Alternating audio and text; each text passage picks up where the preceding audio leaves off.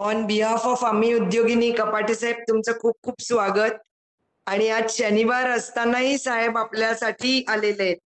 त्यामुळे MSSIDCच्या वेगवेगळ्या स्कीम्स काय आहेत हे सांगायला ते आलेत. पण कपाटे साहेब आज मी जरा एक छोटशी माहिती देते. तुम्ही किती जुने माझे दोस्त आहात. तर कपाटे साहेब MSSIDC मध्ये बरेच वर्ष आहेत. त्याची एक आठवण म्हणून मी सांगते. आपण 2014 मध्ये जेव्हा मोदीजी पंतप्रधान झाले त्या वर्षी 14 नोव्हेंबर ते 27 नोव्हेंबर या कालावधीत प्रगती मैदानचं जे ट्रेड फेअर असतं दरवर्षी ते असतं. तर त्या वर्षीची थीम होती वुमेन अंतरप्रिनर, महिला उद्योजकता. आणि MSSIDCच्या माध्यमातून आपल्या महाराष्ट्राचं दालन भरलं जातं. म्हणजे महाराष्ट्राचं जे महाराष्ट्र राज्यातर्फे जे स्टॉल्स असतात ते MSSIDC तर्फे केले जातात. आणि त्यामध्ये आपल्या आम्ही उद्योगिनीला 20 स्टॉल्स त्यांनी आपल्याला विनामूल्य दिलेले होते. त्यामुळे आपल्या उद्योगिनींना एक बाजारपेठ मिळाली.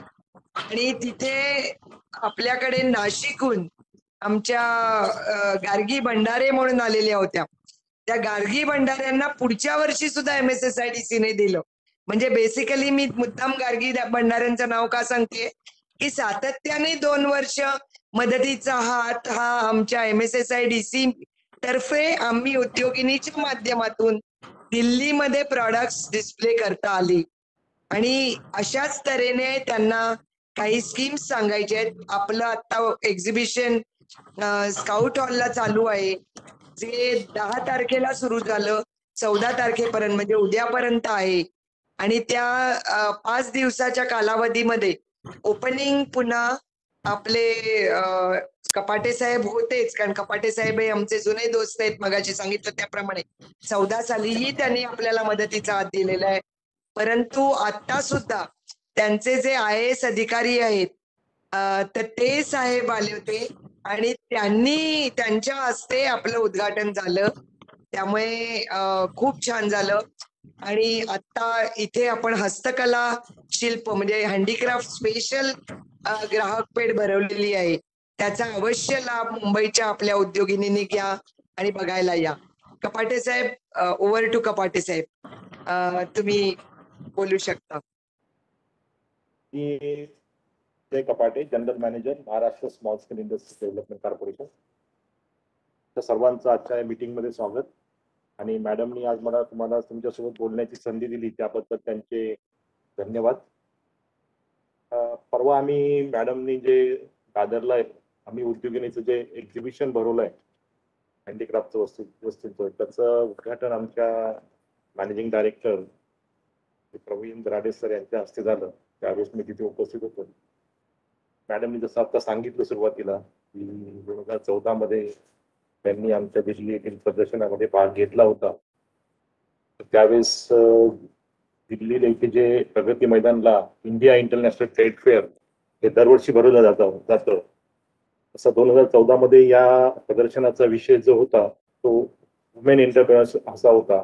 आणि त्यामुळे जास्तीत जास्त महिलांना तिथे सहभागी करण्यासाठी आम्ही मॅडम सोबत त्यांना कॉन्टॅक्ट केला होता मॅडमला. आणि त्यांनी आम्हाला जवळपास 25 उद्योगिनींचं तिथे स्टॉल लावण्यासाठी त्यांना आम्ही त्यांच्याकडनं मदत आम्हाला झाली होती. कारण की त्यावेळेस आम्ही तिथे जवळपास 100 स्टॉल आम्ही उभारले होते. त्यात 25 स्टॉल्स आम्ही उद्योगिनींना त्यांना दिले होते. तर आज मॅडमनी मला विनंती केली होती की तुम्हाला महामंडळाचं जे काय स्कीम्स आहेत त्याबद्दल थोडक्यात आपल्याला माहिती द्यावी, म्हणून मी आज आपल्या समोर आजच्या या वेबिनार मध्ये आहे. तर थोडक्यात मी आपल्याला महामंडळाच्या ज्या वेगवेगळ्या स्कीम्स आहेत त्याबद्दल थोडक्यात माहिती देईल. महामंडळाची जी स्थापना झाली ती 1962 मध्ये झाली. आणि महामंडळाचा मुख्य उद्देश जो होता तो राज्यातील जे लघुउद्योग घटक आहेत त्यांना मदत करणे. यामध्ये सुरुवातीला महामंडळामार्फत लघुउद्योग घटकांना कच्चा माल पुरवठा करण्यात येतो. पूर्वी कसं आपल्या सगळ्यांना माहित असेल, पूर्वी आयर्न अँड स्टील हे रेशनिंग सारखं होतं. आयर्न अँड स्टील मध्ये रेशनिंग होतं. Hello hello iron and still मध्ये रेशनिंग होतं आणि त्यामुळे लघुउद्योग घटकांना आयर्न अँड स्टील मिळायला खूप अडचण होती. त्यावेळेस शासनाच्या वतीने महामंडळामार्फत हे सगळ्यांना आयर्न अँड स्टील पुरवठा करण्यात येतो. यासोबतच महामंडळामार्फत लघुउद्योग घटकांनी त्यांची जी उत्पादनं असतात त्यांना बाजारपेठ मिळवून देण्यासाठी एक विपणन सहाय्य योजना चालू केली 1963 मध्ये. या विपणन सहाय्य योजनेअंतर्गत राज्यातील जे लघुउद्योग घटक आहेत त्यांना त्यांनी तयार केलेली उत्पादने जी असतात ती शासकीय विभागांना पुरवठा करण्याचं काम महामंडळ करतं आणि हे सातत्यानं 1963 पासून आजपर्यंत करत आहे. तर ही जी विपणन सहाय्य योजना महामंडळाची आहे यामध्ये महामंडळ लघुउद्योग घटक जे असतात, स्पेसिफिकली जे छोटेसे उद्योग असतात त्यांनी तयार केलेली जी उत्पादने आहेत काही शासकीय विभागांना पुरवठा करण्यासाठी मदत करतात.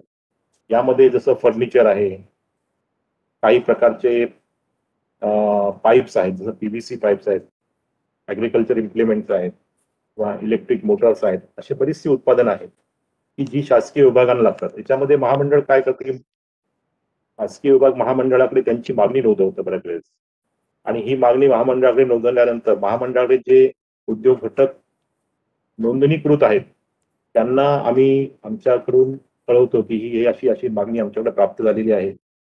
आपणास जर या सप्लाय करण्याचा आपण इच्छुक असाल तर आमच्याकडे दर द्या. या लघुउद्योग घटकांकडनं आमच्याकडे दर प्राप्त झाल्यानंतर आम्ही हे दर संबंधित विभागाला पाठवून त्यांच्याकडनं त्याचा पुरवठा आदेश मिळवण्यासाठी प्रयत्न करतो. जर आदेश आम्हाला प्राप्त झाले तर त्या ज्या उद्योग घटकाच्या वतीने आम्ही दर भरले असतील त्याला आम्ही ते आदेश देतो. यामध्ये महामंडळ ही लघुउद्योग घटकांना मदत करताना त्यांच्याकडनं काही सेवा शुल्क आकारतं. हे सेवा शुल्क 3 ते 4% असतं, डिपेंडिंग अपॉन द प्रोडक्ट, कुठल्या वस्तू आहेत त्यावरती. तर याच्यासोबतच महामंडळ जे मोठमोठाले टेंडर्स असतात शासकीय विभागाचे, त्या शासकीय विभागाच्या टेंडर्स मध्ये सुद्धा लघुउद्योग घटकांच्या वतीने भाग घेतात आणि त्याच्यामध्ये लघुउद्योग घटकांना फायदा हा मिळतो की महामंडळाचे जे क्रेडेन्शियल्स आहेत, जसं आता एखाद्या टेंडर असेल त्या टेंडरमध्ये काही वेळेस अटी असतात किंवा स्मॉल स्केलचा टर्नओव्हर हा जो आहे तो एवढे लाखामध्ये असावा. बऱ्याच वेळेस स्मॉल स्केलकडे तेवढा टर्नओव्हर नसतो. अशा वेळेस महामंडळ त्या लघुउद्योग घटकाच्या वतीने त्या टेंडर्समध्ये भाग घेतात आणि त्या टेंडर मिळवण्यासाठी आपण प्रयत्न करतो. जर आपण त्या टेंडरमध्ये महामंडळाने भाग घेतला, महामंडळाचे रेट कमी आले, महामंडळाला काम मिळालं तर ते काम आम्ही ज्या उद्योग घटकाच्या वतीने आम्ही दर सादर केले असेल त्यांना ते काम आम्ही देतो. यासाठी आपल्याला ही जी महामंडळाची विपणन सहाय्य योजना आहे या योजनेमध्ये जर सहभागी व्हायचं असेल तर त्याच्यात मुख्य अट आहे की ते लघुउद्योग घटक म्हणून आपल्याला जिल्हा उद्योग केंद्र किंवा आता नवीन याच्यामध्ये उद्योग आधार असणं गरजेचं आहे. हे जर आपल्याकडे असेल तर आपण महामंडळाकडे नोंदणीसाठी अर्ज करू शकता. या विपणन सहाय्य योजनेसाठी खाली या योजनेमध्ये नोंदणी करण्यासाठी आपण आमचा एक फॉर्म आहे, तो आमच्या वेबसाईटला पण उपलब्ध आहे. तो फॉर्म आपण जर भरून दिला आवश्यक त्या कागदपत्रासह, त्याच्यामध्ये जीएसटी रजिस्ट्रेशन अत्यावश्यक आहे आणि उद्योग आधार हे 2 महत्वाचे रजिस्ट्रेशन आहेत. तो फॉर्म आपण भरून दिल्यानंतर आमचे अधिकारी, संबंधित अधिकारी जो असतो आपण ज्या जिल्ह्यामध्ये असाल तिथले आमचं विभागीय कार्यालय आहेत आमचे 7 ठिकाणी, मुंबई, ठाणे, पुणे, नाशिक, औरंगाबाद, नागपूर और अमरावती. तर तिथले आमचे अधिकारी आपल्या उद्योग घटकास भेट देऊन त्यानंतर आपली नोंदणी करून घेतात. या नोंदणीचं शुल्क आहे 3000 रुपये आणि हे 3 वर्षाकरता व्हॅलिड असतं रजिस्ट्रेशन. त्यानंतर आपल्याला परत एकदा 1000 रुपये भरून त्याला रिन्यू करता येऊ शकतं. तर आपण जर नोंदणी केली तर आमच्याकडे जेव्हा केव्हा ज्या वस्तूंच्या टेंडर्स निघतील किंवा आमच्याकडे कुठल्या एखाद्या गव्हर्नमेंट डिपार्टमेंट कडनं त्याच्याबद्दल मागणी होईल आम्हाला वस्तूंची, तर ती आम्ही त्या संबंधित उद्योग घटकाला कळवू नोंदणीकृत असलेल्या आणि त्यांच्याकडनं दर प्राप्त करून त्यांच्या वतीने या नोंदणीत भाग घेतो. तर आपण अशा जर इच्छुक आपल्यापैकी कोणी इच्छुक असेल तर या योजनेचा त्यात लाभ घेऊ शकता, कारण की आपण जास्तीत जास्त आपण मला वाटतं लघुउद्योग आहात आणि उद्योग आधार आपल्याकडे असेलच. याशिवाय आमची दुसरी जी योजना आहे ती आहे आम्ही हस्तकला व्यवसायासाठी आहे, म्हणजे हँडीक्राफ्टसाठी. हँडीक्राफ्टसाठी आमची जी योजना आहे त्यामध्ये आम्ही एकतर आमचं मुंबई, दिल्ली आणि पैठण येथे आपले एम्पोरियम्स आहेत. या एम्पोरियम मध्ये आम्ही हस्तकला उद्योगां जे असतात, हस्तकला व्यावसायिक किंवा हस्तकलेच्या वस्तू तयार करणारे त्यांच्या वस्तू विक्रीसाठी ठेवतो. या वस्तू विक्रीस ठेवताना त्या वस्तूचे म्हणजे मुख्य त्यातली जी मुख्य आपली अट अशी आहे की त्या वस्तू हस्तकलेच्या असणं गरजेचं आहे, की मॅक्झिमम त्याच्यामध्ये मशीनचा यूज न करता हाताने ती वस्तू बनतात, ज्यामध्ये हाताचा वापर जास्त होतो, अशा वस्तू तिथे आम्ही विक्रीसाठी ठेवतो. आणि ज्या आपल्या ट्रॅडिशनल हस्तकलेच्या वस्तू असतील त्या जर असतील, ट्रॅडिशनल मध्ये जसं आपला एक मुख्य म्हणजे आता हस्तकला आणि हातमाग. हातमागामध्ये ट्रॅडिशनल मध्ये आपली पैठणी साडी येते, किंवा हस्तकलेच्या ज्या ट्रॅडिशनल वस्तू आहेत त्याच्यामध्ये तुमचं वारली पेंटिंग आहे, किंवा सावंतवाडीची खेळणी आहे, किंवा कुकरीचे चांदीचे दागिने आहेत. ह्या आपल्या ट्रॅडिशनल हस्तकलेच्या वस्तू आहेत. याशिवाय इतर पण काही हस्तकलेच्या वस्तू येतात की ज्या बऱ्याचशे उद्योग घटक किंवा महिला आपल्या घरी हाताने बनवतात. तर त्यांच्या विक्रीसाठी आमचे जे स्टोअर्स आहेत, हे जे एम्पोरियम्स आहेत मुंबई, दिल्ली येथे आम्ही त्यांच्या वस्तू कन्साइनमेंट बेसिसवर ठेवतो. म्हणजे त्यांनी तिथे वस्तू ठेवायच्या विक्रीसाठी, आणि त्या विक्री झाल्यानंतर त्यांना आम्ही त्याची जी काय विक्री होईल तेवढी किंमत त्यांना आम्ही देतो. जर ती वस्तू विक्री झाली नाही तर त्यांनी ती परत घेऊन जावी. सुरुवातीला आम्ही 2 महिन्याकरता सर्वांना विक्रीसाठी एक वस्तू ठेवण्यासाठी देतो. 2 महिन्यामध्ये त्यांच्या विक्रीस कसा प्रतिसाद मिळतो तो पाहून मग त्यानंतर पुढचा कालावधी आम्ही त्यांना विक्रीसाठी वाढवून देतो. यामध्ये महामंडळ ज्या विक्रीसाठी वस्तू ठेवतो त्यामध्ये 25% हे महामंडळाचे शुल्क त्यात चार्ज करतो, 25% प्लस जीएसटी. तिथल्या ज्या सुखसुविधा महामंडळामार्फत आपल्याला देण्यात येतात, इलेक्ट्रिसिटी आहे, लाईट, याच्यासाठी 25% त्याच्यामध्ये आम्ही तुमच्या वस्तूच्या किमतीमध्ये तुम्हाला ऍड करून द्यावं लागतात, की तुमची विक्री किंमत त्यावरून तुम्हाला निश्चित करावं लागते.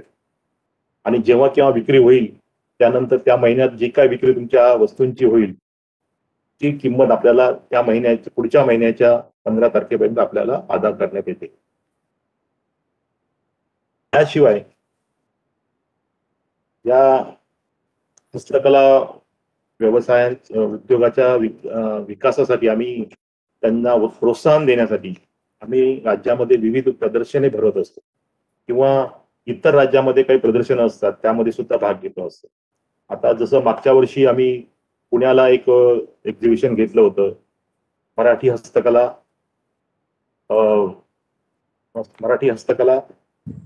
बाजार या नावाने. ते पुण्याला एक मागच्या वर्षी फेब्रुवारीमध्ये घेतलं होतं. त्या अगोदर आम्ही त्यानंतर मार्चमध्ये नागपूरमध्ये एक्झिबिशन घेतलं होतं. यावर्षी सुद्धा आम्हाला एक्झिबिशन घ्यायचा आमचं हे घेणार होतो, परंतु या करोनाच्या साथीमुळे यावर्षी आम्हाला एक्झिबिशन घेता आले नाही. तर या एक्झिबिशन मध्ये सुद्धा आम्ही जे आमच्याकडे नोंदणीकृत हस्तकला कारागीर असतात त्यांना आम्ही विनामूल्य स्टॉल उपलब्ध करून देतो, आणि त्यांनी त्यांच्या स्टॉलमध्ये तिथे थांबून त्यांची विक्री करायची असते. हे प्रदर्शन साधारणतः 10 दिवसाचं प्रत्येक प्रदर्शन असतं. याशिवाय इतर राज्यामध्ये जर काही प्रदर्शनं असतील हस्तकला वस्तूंच्या विक्रीसाठी, तर तिथे सुद्धा या हस्तकला कारागिरांच्या वतीने आम्ही भाग घेतो, त्यांना तिथे स्टॉल मिळवून देण्यासाठी मदत करतो. जसं आता मॅडमनी आपल्याला सगळं सांगितलं की इंडिया इंटरनॅशनल ट्रेड फेअर 14 मध्ये आम्ही भाग घेतला होता. दरवर्षी इथे इंडिया इंटरनॅशनल ट्रेड फेअर मध्ये महाराष्ट्र दालनाचं आयोजन हे महामंडळामार्फत करण्यात येतं, आणि यामध्ये सुद्धा दरवर्षी महामंडळामार्फत विविध प्रकारचे स्टॉल्स लावण्यात येतात. यामध्ये हस्तकला कारागिरांसाठी काही स्टॉल्स आम्ही रिझर्व्ह करून ठेवतो, आणि अशा स्टॉलमध्ये सुद्धा आपल्याला भाग घेण्याची संधी त्यामध्ये मिळू शकते. आता मागच्या वर्षी इंडिया इंटरनॅशनल ट्रेड फेअर या कोरोनाच्या साथीमुळे भरवण्यात आलं नाही, परंतु पुढच्या वर्षीपासून भरवण्यात येईल. आणि मागच्या 2 वर्षापासून इथे आपल्याला जी जागा मिळत होती ती फार कमी होती, कारण की त्यांच्याकडे बांधकाम चालू होतं त्या इंडिया इंटरनॅशनल ट्रेड फेअरचं. परंतु पुढच्या वर्षी आपल्याला जवळपास 10,000 ते 15,000 स्क्वेअर फीट जागा उपलब्ध होणार आहे असं त्यांनी आम्हाला कळवलंय. पण पुढच्या वर्षी जर एक्झिबिशन झालं तर निश्चित त्यात आपल्याला मोठी जागा मिळेल आणि त्यावेळेस आम्ही मोठ्या प्रमाणावर स्टॉल उभारू. तर अशा या एक्झिबिशन इंडिया इंटरनॅशनल फेअरमध्ये सुद्धा आपल्यास भाग घेण्याची संधी उपलब्ध होऊ शकते. यामध्ये भाग घेण्यासाठी आपल्याला जे मुख्य गरज आहे ती अशी आहे की जे हस्तकला कारागिरांची पहिल्यांदा आपल्याला आमच्याकडे नोंदणी करणं गरजेचं आहे. त्याचे काही फॉर्म्स आम्ही मोहाडीकर मॅडमकडे त्यांच्या एक्झिबिशन आहे तिथे आम्ही दिलेले आहेत.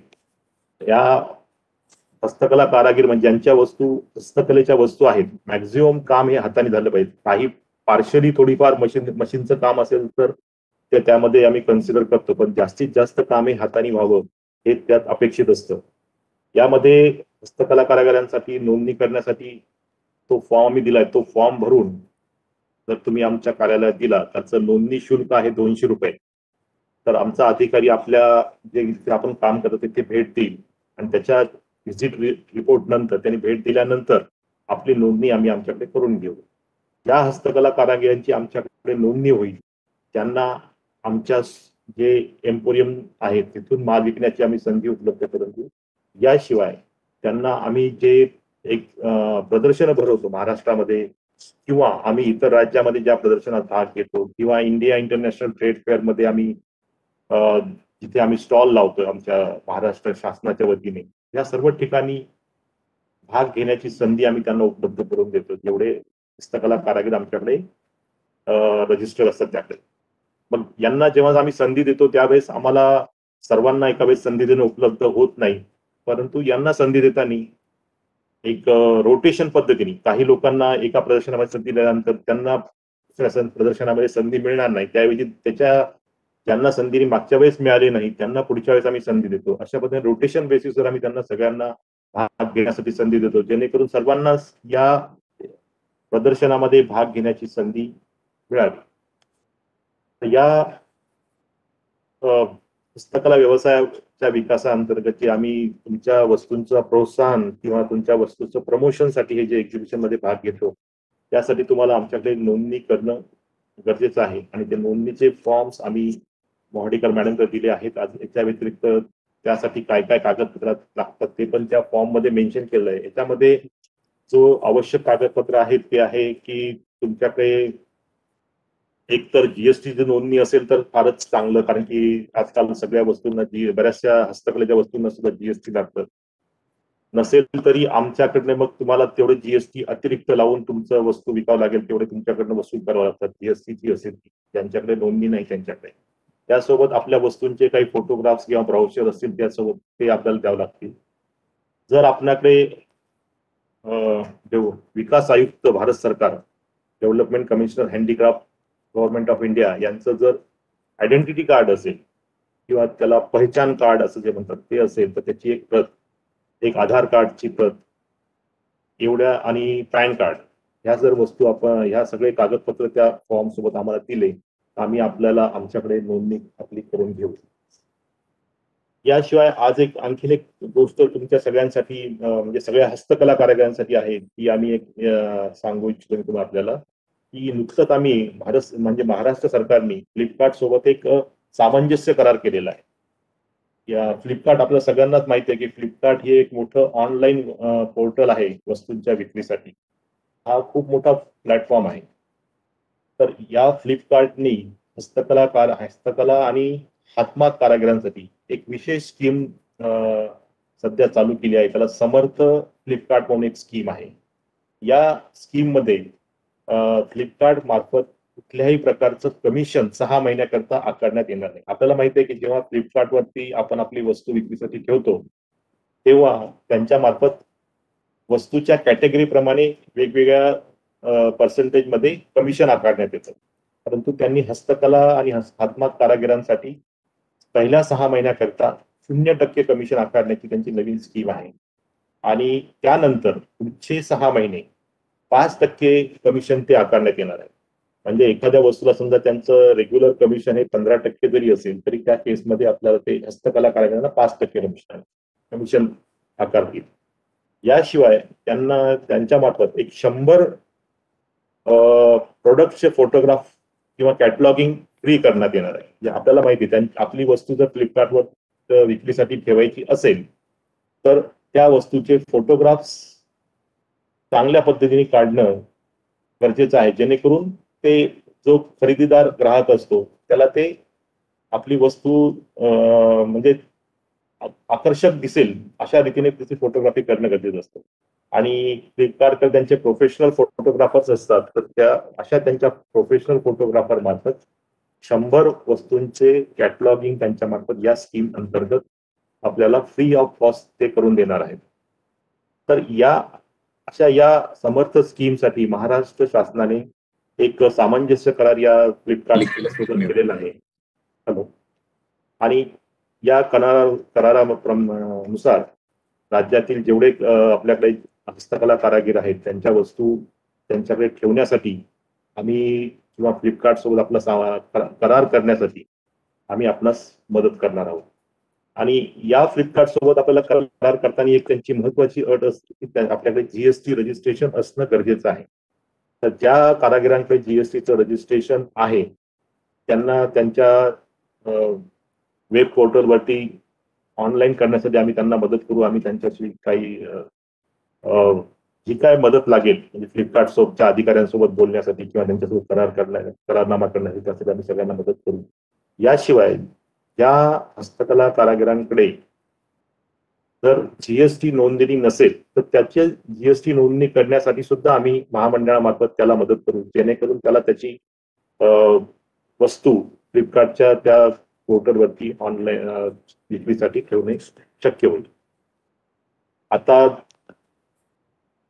त्यासाठी आम्ही एक ऑनलाईन रजिस्ट्रेशन फॉर्म सुद्धा एक लॉन्च करतोय या फ्लिपकार्टसाठी, की ज्या हस्तकला कारागिरांना त्याच्यामध्ये भाग घ्यायचा आहे त्यांनी तो फॉर्म भरून द्यावा. तर तो फॉर्म लवकरच आम्ही ऑनलाईन आमच्या वेबसाईटला टाकतोय.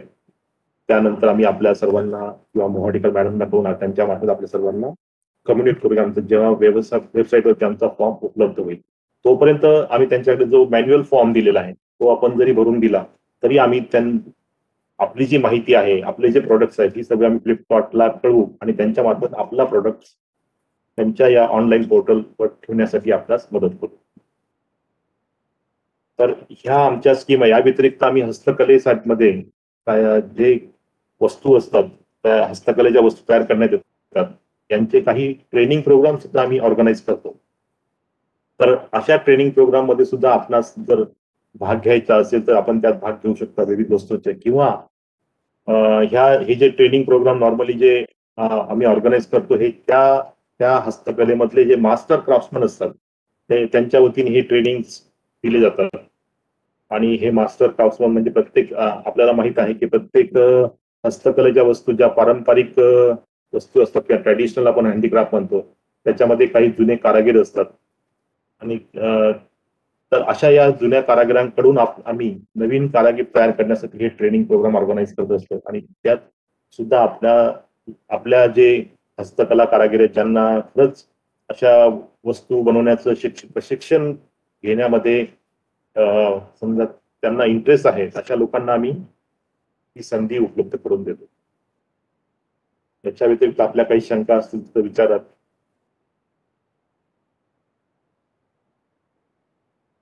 Hello hello. जीएसटी नंबर नसेल तर तुम्ही मगाशी सांगितलं की आपण त्याच्यामध्ये हे करू. तर आमच्या ज्या खूप छोट्या महिला उद्योगिनी असतील तर त्यांना मला बरोबर आहे का चूक आहे तुम्ही सांगा की त्यांना मी म्हणेन जीएसटी रजिस्ट्रेशन करा की तुम्ही जीएसटी तेवढा भरत नसाल पण रजिस्टर्ड युअरसेल्फ अंडर जीएसटी. बरोबर आहे का? म्हणजे त्यांचा टर्नओव्हर नसेल तेवढा. नाही माझं म्हणणं असं आहे की त्यांचा टर्नओव्हर नसेल पण आपण जसं पॅन कार्डला करतो की नो फाईल रिटर्न्स तसं जीएसटी ला आपल्याला करता येईल का? त्यासाठी मॅडम आम्ही एकदा जीएसटी कन्सल्टंट आमचा जो आहे त्याला विचारून आपल्याला कन्फर्म करतो आपण मॅडम. त्यांना विचारूया, कारण खूप छोटे असतील पण हो. कारागीर चांगले आहेत, ते मोठे होतील, परंतु त्यांनी पेपर वर्क करायला पाहिजे असं माझं म्हणणं आहे. बरोबर आहे. म्हणजे माझे पण एक जीएसटीशी रिलेटेड एक अधिकारी महिलाच आहेत. गेल्या वर्षी मी त्यांच्या बरोबर आजच्या दिवशीच नागपूरमध्ये होते, तर त्यांच्याशी पण मी डिस्कस करते की असं कसं करता चालेल. येईल की they are not having that much of म्हणजे त्यांचा टर्नओव्हर नाहीये, तर काय करता येईल असं नाही, मला माझ्या माहितीप्रमाणे ज्यांचा टर्नओव्हर नाहीये त्यांना जीएसटी भरायचं काम पडत नाही. फक्त मला वाटतं अॅन्युअली हा. काहीतरी रिटर्न त्यांना फाईल करावं लागतं. नाही, पण त्याच्यासाठी एक 2 प्रकार आहेत जीएसटी मध्ये. एक तुम्हाला अॅन्युअली परफेक्शन करायला लागतं आणि एक काहीतरी वेगळं आहे की तुमचं म्हणजे गव्हर्नमेंटला म्हणजे बाकीचे जे अॅन्युअल भरतात त्यांना पैसे परत मिळतात, तुम्ही व्यवस्थित पेपर वर्क असेल तर, आणि नसेल तर तुम्हाला मिळत नाहीत. असे 2 प्रकार आहेत, तर त्यांना पण आम्ही बोलवू त्यांना एकदा. नाही, कसं असतं जर रजिस्टर असेल ना त्याला सेट ऑफ मिळतो. समजा मी सेट ऑफ जीएसटी मध्ये कोणाला रजिस्टर मिळेल? आहे. ज्याचा टर्नओव्हर असेल त्याला सेट ऑफ मिळेल, पण येस, येस. टर्नओव्हर नसेल तर त्याला एक आहे अपॉर्च्युनिटी. तर बघूया.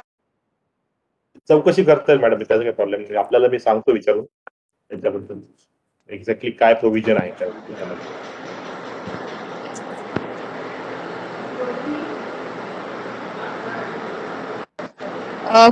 कोणत्या उद्योगिनीला काही क्वेश्चन आहेत का? कारण की चॅट बॉक्स मध्ये कोणी क्वेश्चन पोस्ट केलेले नाहीयेत.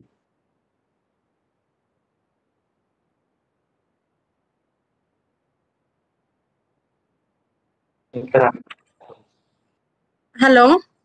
हॅलो. हा, नमस्कार सर, मी मनीषा पुजारी. नमस्कार. सर, करोगेटेड बॉक्स साठी काही गव्हर्नमेंटच्या स्कीम किंवा काही हे आहेत का रिक्वायरमेंट वगैरे करोगेटेड बॉक्स मॅन्युफॅक्चरिंग साठी? मॅडम तशा तर करोगेटेड बॉक्सेसच्या अशा रिक्वायरमेंट नाही आहेत गव्हर्नमेंटच्या काही. म्हणजे सर तुमच्या थ्रू ते तुम्ही बोलला होतात ना की तुमच्याकडे रजिस्ट्रेशन केलं तर मग हो. तुम्ही नंतर. नाही, समजा एखाद्या डिपार्टमेंटची जर रिक्वायरमेंट आली, जसं काही डिपार्टमेंट आहेत समजा की जसं तुम्ही आता MAIDC आहे, ॲग्रो इंडस्ट्रीज कॉर्पोरेशन आहे. हॅलो. त्यांचे काही प्रोडक्ट्स असतात, त्यांचे काही प्रोडक्ट्स आहेत ते स्वतः मॅन्युफॅक्चरिंग करतात आणि त्यांनी जर काही टेंडर काढलं समजा, तर अशा वेळेस आम्ही तुमच्या वतीने तिथे भाग घेऊ शकतो. पण असे भेटतात का ऑर्डर? नाही, प्रयत्न करावा लागतात मॅडम, कारण की अशा वेळेस टेंडरमध्ये भाग घेऊनच आपल्याला ऑर्डर्स मिळवाव्या लागतात. चालेल सर. फक्त जर छोटी ऑर्डर असेल विदिन 3 लाख, गव्हर्नमेंटची पॉलिसी अशी आहे की 3 लाखापर्यंत जर त्यांना खरेदी करायचं असेल तर त्यांना टेंडर काढावं लागत नाही. ते कोटेशन वरती तुम्हाला तुमच्याकडनं खरेदी करू शकतात. जर 3 लाखापेक्षा मोठं जर खरेदी असेल तर त्यांना गव्हर्नमेंट ऑफिसला टेंडर काढावं लागतं. तर जर 3 लाखाच्या आतमध्ये असेल तर आपण तिथे प्रयत्न करू शकतो आपल्यावरती. पण टेंडरिंग वगैरे करून मग आपण त्यांचा ऑर्डर मिळवू शकतो का? टेंडर मध्ये भाग घेऊन, हो, टेंडर निघतात ना, टेंडर निघाल तर आपण भाग घेऊ शकतो. ओके सर, ह्याच्यासाठी तुमची मदत होईल टेंडरिंग साठी वगैरे? तुम्ही आमच्याकडे रजिस्टर करा. आमच्याकडे जशा काही एन्क्वायरी येतील किंवा पेपरला जरी एन्क्वायरी झाल्यात काही, तर आपण मग तुमच्या वतीने भाग घेऊ शकतो. त्यात तुम्हाला बेनिफिट असंच होईल की एक गव्हर्नमेंट एजन्सी तुमच्या सोबत असेल आणि आमचे जे क्रेडेन्शियल असतात की आमचा टर्नओव्हर आहे किंवा त्याचा तुम्हाला बेनिफिट मिळतो, कारण की स्मॉल स्केलकडे एवढा टर्नओव्हर नसतो छोट्या उद्योगाकडे. बऱ्याच वेळेस टेंडरमध्ये अटी असतात किंवा एक 20 लाखाचा टर्नओव्हर पाहिजे, 50 लाखाचा टर्नओव्हर पाहिजे. जर तुमच्याकडे नसेल तर तुम्ही पार्टिसिपेट करू शकत नाही, पण तुम्ही आमच्या थ्रू गेलात तर आमचा जो टर्नओव्हर आहे तो तुम्हाला वापरता येते, कारण की आम्ही तुमच्या वतीने भाग घेतो तिथे. पण सर, पास्ट मध्ये काही अशा ऑर्डर झालेत का तुमच्याकडून करोगेटेड बॉक्स साठी? नाही, करोगेटेडची बॉक्सची ऑर्डर नाही, पण माझ्याकडे रजिस्टर्ड युनिट आहेत काही. तुमच्याकडे रजिस्टर? चालेल सर, थँक्यू. ओके, गौरी टिकले मॅडम. हॅलो, आवाज येतोय? Yes. हॅलो. ओके, नमस्कार सर. श्री कपाटे साहेबांनी आज आपल्याला लघु उद्योग आणि हस्तकला उद्योगांना कशा प्रकारे संधी उपलब्ध आहेत ते अतिशय सोप्या पद्धतीने सांगितले आणि आमच्या उद्योगिनींना आपण जे मार्गदर्शन केले ते खूपच महत्वाचे होते आणि म्हणून आम्ही उद्योगिनी प्रतिष्ठानतर्फे तुमचे खूप खूप आभार मानते. तसेच उपस्थित सर्व उद्योगिनींचे सुद्धा आम्ही उद्योगिनी प्रतिष्ठानतर्फे आभार आहेत आणि मिनलताई तर आम्हाला कायमच अशा अनेक व्यक्तींना बोलवून उद्योगिनींना मार्गदर्शन करत असतात, त्याबद्दल त्यांचे पण खूप खूप आभार. Thank you. Thank you sir. Thank you madam. Sir मी बोलू का? Thank you so much. Alka Manjrekar पण आमच्या MSSIDCच्या मॅडम पण आज हजर आहेत, त्याबद्दल अलकाताई तुमचे पण खूप खूप धन्यवाद. आणि कपाटे साहेब तुम्ही तर आमचे खूप जुने दोस्त आहात, तर अलकाताई पण आता लेक्चरला आहेत आपल्या. हो थँक्यू. अलकाताई खरोखर धन्यवाद. हा सर, मला प्रश्न असा विचारायचा होता की आपल्या ह्याच्यामध्ये फक्त मॅन्युफॅक्चरर जे असतील त्यांनाच मिळू शकते का, म्हणजे फक्त संधी, की आपण जर ट्रेडिंग मध्ये पण असू, म्हणजे काही ठराविक नाही. हस्तकलेमध्ये आपण स्वतः मॅन्युफॅक्चरिंग करतोय आणि काही उरलेल्या गोष्टींमध्ये जर आपण ट्रेडिंग करणार असू तर मग आपल्याला संधी मिळू शकते का? नाही, फक्त मॅन्युफॅक्चरिंग मध्ये करा. आम्ही ट्रेडिंग साठी नाही करत काय. सर मी सोनाली कोचरेकर आहे आणि माझं फूड मॅन्युफॅक्चरिंग आहे. मोर ऑफ मी जे मिलिटरी कॅन्टीन्स आहेत किंवा ह्याच्यासाठी पण जे कोटेशनच फाईल करावे लागतात ना, म्हणजे ह्याच्याबद्दल ह्या प्रोसेस बद्दल मला आयडिया नाही, कारण हे गव्हर्नमेंट बॉडीजच्या अंडर येतं एवढंच माहिती आहे. तर इथे काही ह्या आपल्याला काही फायदा होऊ शकतो का ऍज अ म्हणजे स्मॉल स्केल इंडस्ट्रियल असल्यामुळे?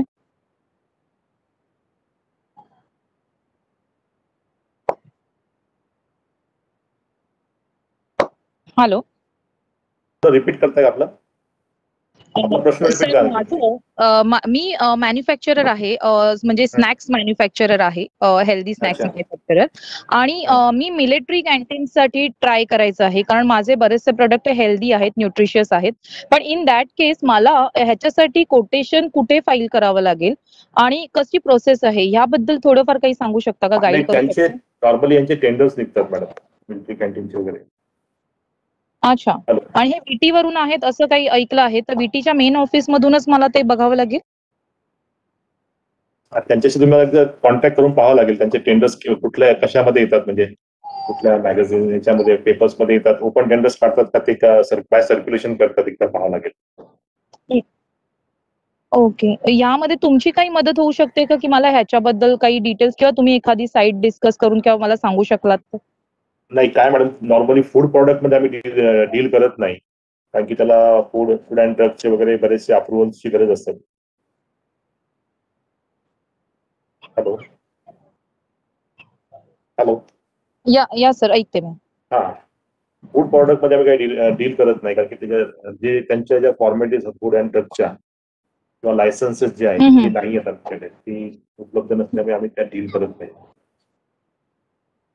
अच्छा अच्छा. Okay sir, thank you sir. कपाटे सर, थँक्यू सो मच. तुम्ही वेळात वेळ काढून आलात. आणि अजून कोण उद्योगिनीचे काही क्वेश्चन्स असतील तर आम्ही तुम्हाला नक्की मेल करू. तुम्ही आम्हाला मेलवरती त्याचा रिप्लाय दिलात तर आम्ही उद्योगिनींना त्यांच्या प्रश्नांची उत्तरं देऊ. Thank you so much. Okay, thank you.